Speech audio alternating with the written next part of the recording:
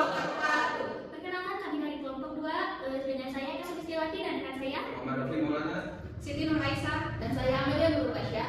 Kami di sini ingin mempresentasikan hasil penelitian kami yaitu tentang penerapan fungsi akuntansi manajemen dalam pengelolaan keuangan di RM Padang Bunga Tanjung.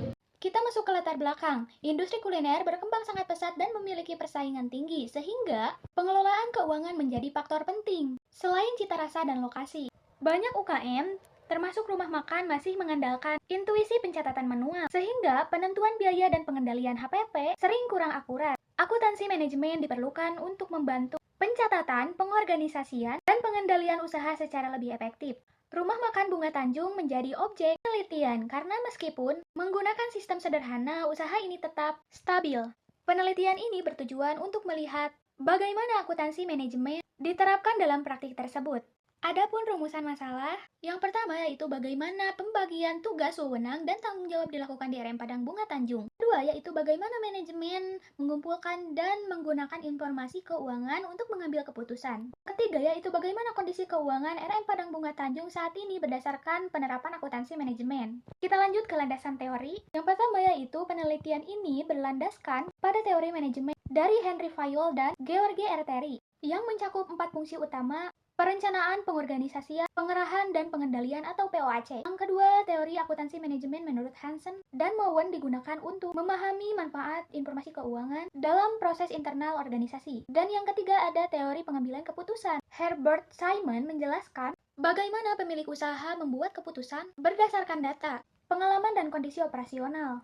Ketiga, teori ini menjadi dasar dalam menganalisis praktik manajemen dan akuntansi di RM Padang Bunga Tanjung. Adapun metodologi penelitian ini menggunakan pendekatan kualitatif deskriptif untuk menggambarkan secara langsung bagaimana fungsi manajemen dan akuntansi manajemen diterapkan pada RM Padang Bunga Tanjung. Data penelitian ini diperoleh melalui wawancara langsung dengan pemilik dan karyawan harian untuk melihat proses pengelolaan keuangan secara nyata.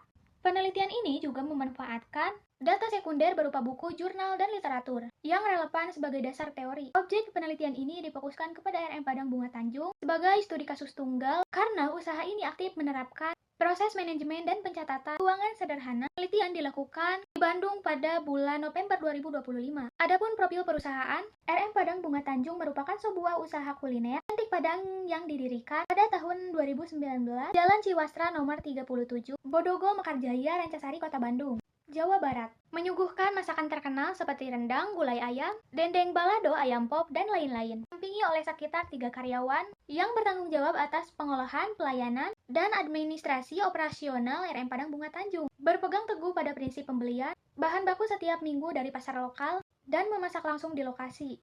Dengan penekanan utama pada kualitas rasa, kebersihan, dan pelayanan yang konsisten, didukung oleh hubungan kekeluargaan yang erat antara pemilik dan staf. Selanjutnya kita masuk ke profil perusahaan. Rumah Makan Bunga Tanjung merupakan sebuah usaha kuliner otentik Padang yang didirikan pada tahun 2019 di Jalan Ciwastra, Kota Bandung. Menyuguhkan masakan terkenal seperti rendang, gulai ayam, dendeng balado, ayam pop, dan lain-lain. Didampingi oleh sekitar 3 orang karyawan yang bertanggung jawab atas pengolahan, pelayanan, administrasi, serta operasional. Rumah Makan Bunga Tanjung berpegang teguh pada prinsip pembelian bahan baku setiap minggunya dari pasar lokal dan memasak langsung di lokasi, dengan penekanan utama pada kualitas rasa, kebersihan, dan pelayanan yang konsisten. Didukung hubungan kekeluargaan yang erat antara pemilik dan staf. Selanjutnya kita masuk ke fungsi manajemen, yaitu planning, organizing, directing, controlling, decisioning making. Yang pertama, planning atau perencanaan, melakukan belanja mingguan untuk memastikan stok bahan baku selalu aman. Lalu menyusun antisipasi kenaikan harga bahan baku agar biaya tetap terkendali. Setelah itu menyiapkan rencana pembangunan usaha termasuk wacana membuka cabang baru. Perencanaan dilakukan untuk menjaga kelancaran operasional dan mengatur strategi jangka panjang usaha. Yang kedua ada organizing atau pengorganisasian. Terdapat 3 karyawan yang merangkap tugas sebagai kasir dan pelayan. Sistem kerja menerapkan usaha kekeluargaan agar komunikasi lebih mudah dan pekerjaan berjalan fleksibel. Struktur kerja ini dibuat sesederhana mungkin agar seluruh proses operasional bisa berjalan efektif dengan jumlah tenaga kerja minimal. Yang ketiga, kita masuk ke directing atau pengarahan. Memberikan motivasi melalui gaji, bonus, makanan, serta komunikasi yang baik. Pemilik usaha terus memberi arahan dan dukungan agar karyawan tetap semangat dan bekerja optimal. Yang keempat, kita masuk ke controlling atau pengendalian. Menjalankan pencatatan pendapatan dan pengeluaran harian, melakukan evaluasi mingguan untuk melihat perkembangan dan masalah operasional. Pengawasan dilakukan untuk memastikan keuangan, kualitas layanan, dan kinerja usaha tetap terkontrol. Yang kelima ada decisioning making atau pengambilan keputusan. Keputusan dibuat berdasarkan catatan keuangan serta tren menu yang sedang diminati pelanggan. Menjalankan promosi sesederhana mungkin disesuaikan dengan kondisi pasar. Setiap keputusan operasional maupun pemasaran selalu mengacu pada data dan kebutuhan pasar. Selanjutnya kita masuk ke peran akuntansi manajemen. Akuntansi manajemen berperan penting dalam mengatur biaya, menghitung pendapatan, menentukan harga jual, serta memantau keuntungan usaha. Meskipun pencatatannya masih sederhana, sistem ini cukup efektif untuk mengetahui kondisi keuangan harian hingga bulanan. Informasi yang dicatat membantu pemilik dalam pengambilan keputusan penting seperti pengaturan stok, penetapan harga, penentuan strategi promosi, serta melakukan evaluasi kerja usaha secara berkala. Lalu ada juga hambatan dan solusi. Usaha masih menghadapi beberapa hambatan seperti pencatatan yang masih manual, belum adanya rencana anggaran tertulis, penetapan harga yang belum berdasarkan analisis biaya per porsi, serta kontrol operasional yang masih bergantung pada pemilik. Lalu untuk mengatasi usaha dapat dimulai memakai aplikasi pencatatan keuangan sederhana, membuat anggaran mingguan, menghitung biaya proporsi sebagai dasar harga jual, serta menyusun SOP dapur dan pelayanan agar operasional menjadi lebih teratur dan tidak hanya bergantung pada pemilik. Sekarang kita masuk ke kondisi keuangan Rumah Makan Bunga Tanjung. Usaha ini berada dalam kondisi keuangan yang cukup stabil. Pendapatan operasional dicatat secara rutin setiap minggu untuk memastikan arus kas terkontrol dan biaya dapat diawasi. Pendapatan harian berkisar antara 2.500.000 sampai 3.500.000 tergantung jumlah pembeli dan variasi pesanan. Omset bulanan mencapai 75 juta sampai 105 juta rupiah, menunjukkan tingkat penjualan yang konsisten setiap bulan. Total biaya bulanan berada pada kisaran 60 juta sampai 65 juta, mencakup biaya bahan baku, gaji karyawan, listrik, gas, dan operasional lainnya. Lalu keuntungan bersihnya ada pada perusahaan memperoleh laba bersih sekitar 12 sampai 40 juta per bulan, tergantung tingkat keramaian dan efisiensi pengeluaran secara keseluruhan. Perusahaan memiliki arus keuangan yang sehat dan sistem pencatatan mingguan yang membantu menjaga akurasi laporan dan mempermudah evaluasi kerja usaha.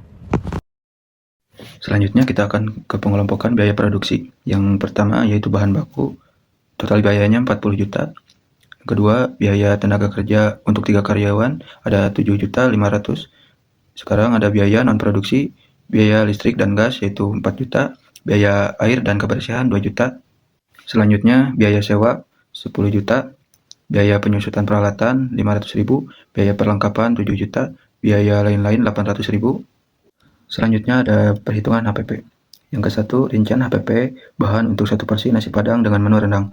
Bahannya yaitu beras, takaran per porsinya 150 gram, harga satuannya 12.000 per kilo, total biayanya 1.800. Yang kedua ada daging sapi, takaran per porsinya 60 gram, harga satuannya 120.000 per kilo, total biayanya 7.200. Yang ketiga ada santan, takaran per porsinya 400 ml, harga satuannya 20.000 per kilo, total biayanya 800. Yang keempat ada bumbu, takaran per porsinya 20 gram, harga satuannya 40.000 per kilo, total biayanya 800. Selanjutnya ada minyak, total biayanya 500, daun rempah 300, sayur pendamping, takaran per porsinya 80 gram, harga satuannya 10.000 per kilo, total biayanya 800. Selanjutnya ada sambal, takaran per porsinya 15 gram, harga satuannya 30.000 per kilo, total biayanya 450. Total HPP per porsi yaitu 12.650. Total per bulan untuk 450 porsi yaitu 5.692.500. Yang kedua, rincian HPP bahan untuk 1 porsi nasi kikil atau kulit. Bahannya yaitu kikil atau kulit sapi, takaran per porsinya 70 gram, harga satuannya 60.000 per kilo, total biayanya 4.200. Untuk bumbu 20 gram, takaran per porsinya, harga satuannya 40.000 kg per satuan, total biayanya 800. Selanjutnya ada santan, takaran proporsinya 30 ml, harga satuannya yaitu 20.000 kilo, 30.000 per kilo, total biayanya 600. Sini ada minyak 500, beras 150 gram, takaran proporsinya, harga satuannya yaitu 12.000 per kilo, total biayanya 1.800. Sayur pendamping 80 gram, harga satuan 10.000 per kilo, total harganya 800. Untuk sambal 15 gram per porsi, harga satuannya 30.000 per kilo, total biayanya 450. Jadi total HPP per porsi yaitu 9.150. Total per bulannya untuk 500 porsi yaitu 4.575.000. Selanjutnya yang ketiga yaitu rincian HPP bahan untuk satu porsi nasi ikan. Untuk bahannya yaitu ikan 150 gram, takaran per porsinya, harga satuannya 45.000 per kilo, total biayanya 6.750. Terus bumbu 20 gram, takaran per porsinya, harga satuannya yaitu 40.000 per kilogram, total biayanya 800. Untuk minyak total biayanya 500, beras 150 gram, takaran per porsinya, harga satuannya yaitu 12.000 per kilogram, total biayanya 1.800. Untuk sayuran pendamping 80 gram, harga satuannya yaitu 10.000 per kilogram, total biaya 800. Untuk sambal, takaran per porsinya itu 15 gram, harga satuannya 30.000 per kilo, total biayanya 450. Nah, jadi total HPP per porsi 11.100. Total per bulannya untuk 30 porsi itu 3.330.000. Selanjutnya, yang keempat, rincian HPP bahan untuk satu porsi nasi ayam. Bahan ayam, takaran per porsinya 120 gram, harga satuannya 38 kg, total biayanya 4.560. Yang bumbu, takaran per porsinya 15 gram, harga satuannya 40.000 kg, total biayanya 600. Minyak, total biayanya 500. Beras, takaran per porsinya 150 gram, harga satuannya 12 kg, total biayanya 1.800. Sayur pendamping, takaran per porsinya 80 kg, harga satuannya 10 kg, total biayanya 800. Sambal, takaran per porsi 15 gram, harga satuannya 30 kg, total biayanya 450. Jadi total HPP per porsi, total biayanya 8.710. Total per bulannya 1.000 per porsi. Total biayanya 8.710.000. Selanjutnya yang kelima, rincian HPP bahan untuk satu porsi nasi paru. Bahan paru sapi, takaran per porsinya 70 gram, harga satuannya 90.000 kg, total biayanya 6.300. Bumbu, takaran per porsinya 15 gram, harga satuannya 40 kg, total biayanya 600. Minyak, total biayanya 500. Beras 150 gram, 12 kg, total biayanya 1.800. Sayur pendamping, takaran per porsinya 80 kg, harga satuannya 10 kg, total biayanya 800. Sambal, takaran per porsinya 15 gram, harga satuannya 30 kg, total biayanya 450. Jadi total HPP per bulan, total biaya 10.450, total per bulan 400 porsi, total biayanya adalah 4.180.000. Selanjutnya, laporan laba rugi full costing UMKM RM Padang Bunga Tanjung. Periode 1 bulan. Pendapatan penjualan, yang pertama menu rendang 450 porsi kali 27.000 sama dengan 12.150. Menu kikil kulit 500 porsi kali 22 sama dengan 11 juta. Menu ikan 300 porsi kali 25 sama dengan 7.500.000. Menu ayam 1.000 porsi kali 21.000 jadi 21 juta. Menu paru 400 porsi kali 24 jadi 9.600.000. Total pendapatan penjualan jadi 61.250.000. Biaya produksi, bahan baku yang digunakan tanpa persediaan 26.487.500.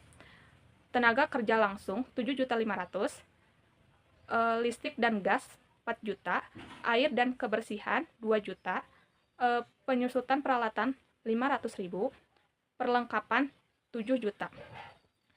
Total biaya produksi jadi 47.487.500. Harga pokok penjualan HPP jadi 47.487.500.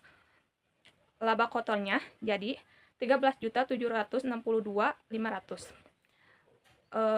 Sewa tempat 10 juta, biaya lain-lain 800.000, total biaya non produksi 1.800.000. Laba bersih 11.962.500. Jadi, kesimpulan dari penelitian ini menunjukkan bahwa RM Padang Bunga Tanjung telah menerapkan fungsi manajemen dan akuntansi manajemen dengan baik meskipun masih dalam bentuk yang sederhana. Perencanaan, pembagian tugas, pengarahan, dan pengendalian sudah berjalan efektif, sehingga operasional usaha tetap stabil. Pencatatan keuangan manual yang dilakukan setiap hari membantu pemilik dalam mengontrol biaya dan menentukan keputusan usaha. Secara keseluruhan, kondisi keuangan usaha tergolong baik dan masih menghasilkan keuntungan, namun tetap diperlukan perbaikan dalam sistem pencatatan dan perhitungan biaya agar usaha dapat berkembang lebih optimal. Nah, yang selanjutnya di sini juga ada saran. RM Padang Bunga Tanjung adalah agar mulai menggunakan sistem pencatatan keuangan yang lebih rapi dan terstruktur, baik melalui aplikasi sederhana maupun pencatatan digital, sehingga data keuangan lebih akurat dan mudah dianalisis. Pemilik juga disarankan untuk membuat perhitungan HPP secara lebih detail agar penetapan harga semakin tepat. Selain itu, pembuatan SOP sederhana untuk pembagian tugas dan standar operasional dapat membantu meningkatkan efisien kerja serta menjaga kualitas layanan dan produk. Mungkin sekian presentasi dari kelompok kami. Terima kasih telah menyaksikan. Wassalamualaikum warahmatullahi wabarakatuh.